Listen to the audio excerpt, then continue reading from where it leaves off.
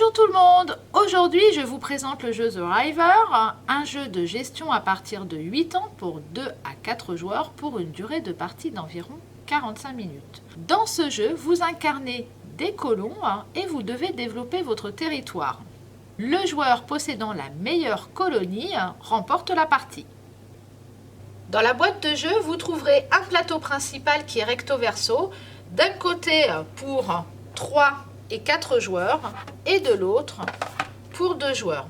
Chaque joueur prend également un plateau individuel qui est également recto verso, donc on a un côté pour 2 joueurs et de l'autre pour 3 et 4 joueurs. Ici je place pour 2 joueurs. Chaque joueur va récupérer maintenant 5 meeples de sa couleur. Il va en placer 4 sur son bateau, donc il récupère également un bateau, et le 5e qu'il va placer sur le second cercle qui se trouve sur son plateau de jeu. Vous trouverez aussi des tuiles terrain, c'est celles qu'il faudra placer sur son plateau individuel. Donc on va placer 2 piles à cet endroit-là du jeu. Et pour le début de la partie, on va en retourner sur les cases où il y a un petit carré blanc.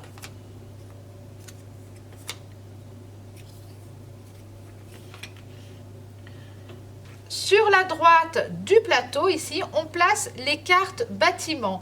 On recouvre tous les emplacements avec des cartes face visible. Elles représentent les constructions de notre colonie et ont un coût. Donc on le voit ici, celle-ci va valoir 5 pierres, celle-ci va coûter 2 nourritures et celle-ci du bois et de la brique. Elle rapporte également des points de victoire qui sont indiqués en bas de la carte et qui sont comptabilisés à la fin de la partie.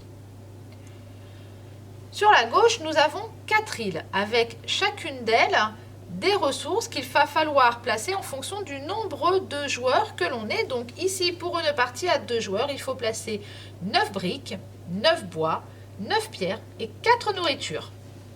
Les jetons bonus sont à placer sur l'île de construction. On place tous les jetons avec un 0 sur la droite et les autres sur la gauche dans l'ordre du plus petit en dessous de la pile au plus grand. À 2 joueurs, on n'utilisera que les jetons marqués de 2 petits points.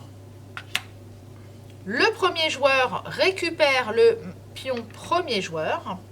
Et avant de commencer le premier tour du jeu, chaque joueur doit choisir une tuile terrain à placer sur son plateau individuel.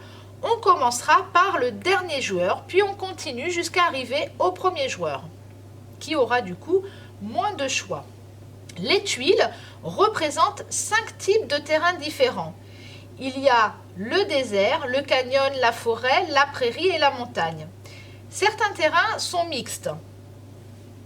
Donc ici, par exemple, on a la montagne et le canyon.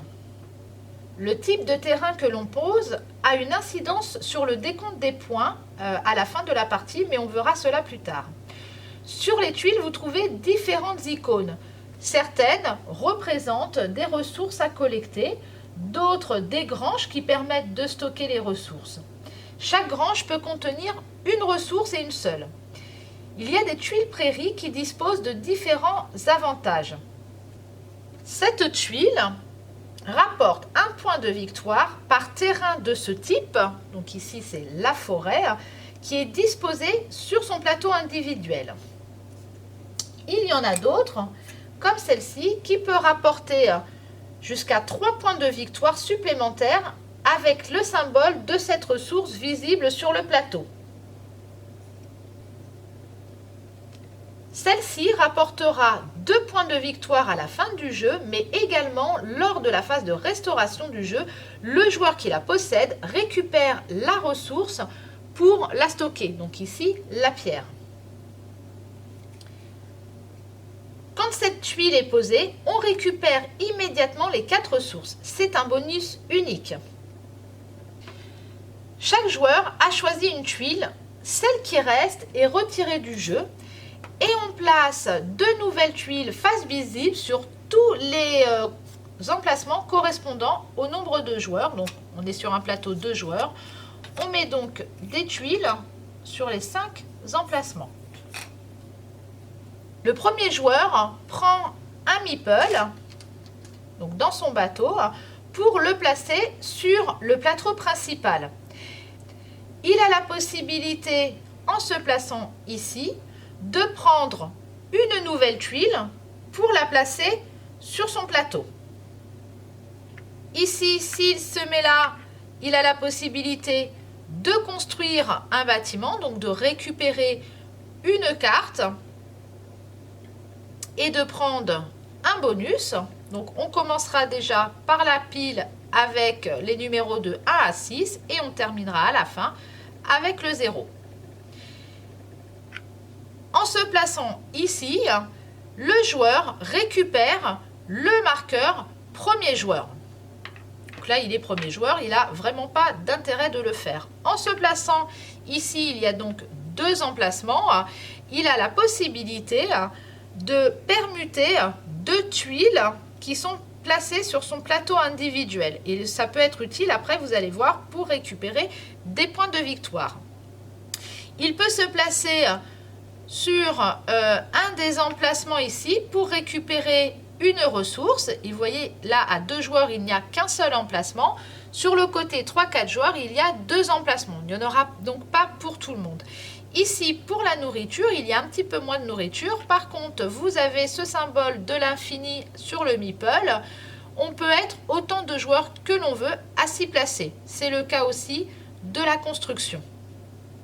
Le premier joueur décide de se placer ici pour récupérer une nouvelle tuile qu'il place à côté de la première. Donc il va prendre, je ne sais pas, cette grange-là par exemple, avec une ressource bois.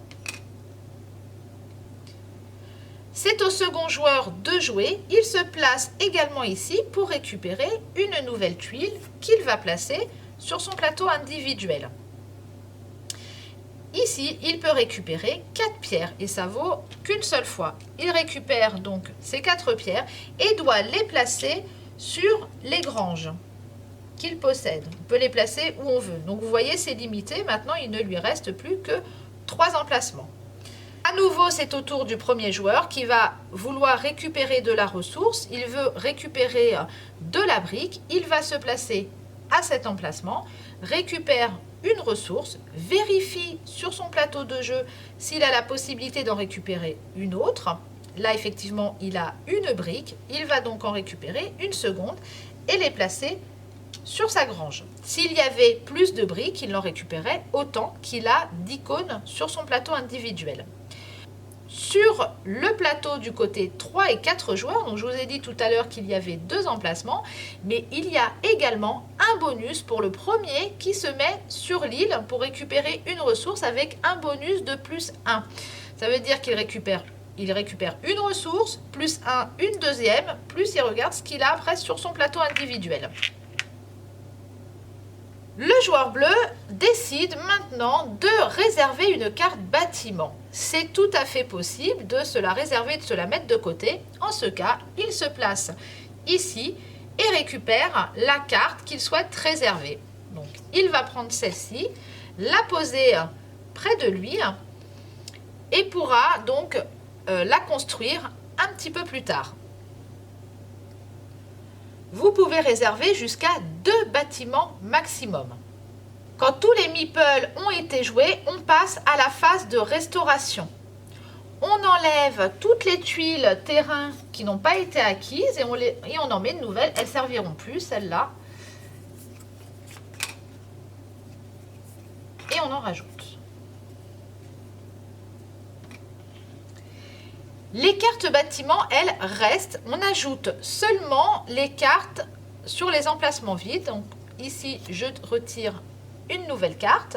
Chaque joueur récupère ses meeples pour les remettre sur son bateau.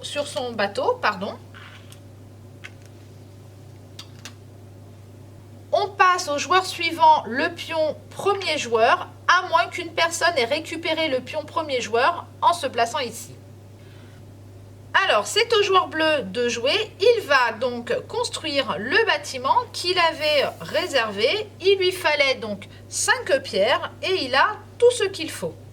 Donc, il va remettre sur l'île les 5 pierres qui lui coûtent 7 achats. Et on va placer la carte face cachée, ici, face au premier cercle. Dès qu'on place une seconde carte, le meeple qui se trouve là est récupéré pour aller sur le bateau. On a maintenant 5 ouvriers au lieu de 4. Mais au fur et à mesure que vous allez placer des tuiles, vous allez en perdre. Donc quand vous allez, il faut suivre la rivière pour placer ces tuiles comme ça. Quand vous allez arriver ici, vous allez placer une tuile là, il faudra placer un meeple ici, donc vous en aurez plus que 4. Vous continuez, à la 8e, vous remettez un meeple là, il en reste plus que 3. À la 11e, ici, et enfin, ici, si vous allez jusqu'à la 12e tuile posée, il ne vous restera plus qu'un ouvrier, mais de toute façon, quand on a posé sa 12e tuile, ça sonne la fin du jeu. J'ai oublié également de vous dire que vous avez la possibilité en cours de jeu d'échanger 3 ressources contre une nourriture. Et à savoir que la nourriture est également un joker et qu'il peut remplacer n'importe quel type de ressources. Le jeu s'arrête dès qu'un joueur a placé tous les jetons bonus. Ah oui, j'ai oublié, il a construit une carte, il récupère un jeton bonus qu'il place face cachée à côté de la carte. Donc, quand les 4 bonus sont mis ou que les 12 tuiles sont posées, on finit le tour de jeu, on s'arrête, puis on passe au décompte. On retourne les cartes bâtiments et les jetons bonus. On va donc additionner toutes ces cartes bâtiments. Donc, admettons là qu'il en ait plusieurs. Voilà, de 10.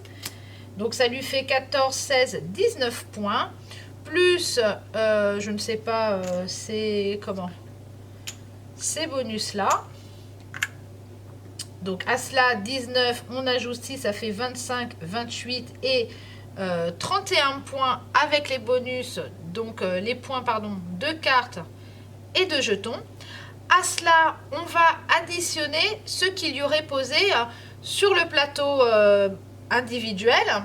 Donc si par exemple il avait placé une carte comme ça, il faudrait rajouter 2. Il y a aussi une possibilité de rajouter des points de victoire en mettant des tuiles de même type par colonne. Si par exemple, donc là, il a une tuile canyon, il en a mis une en dessous, ça lui rapporte 2 points de victoire en plus.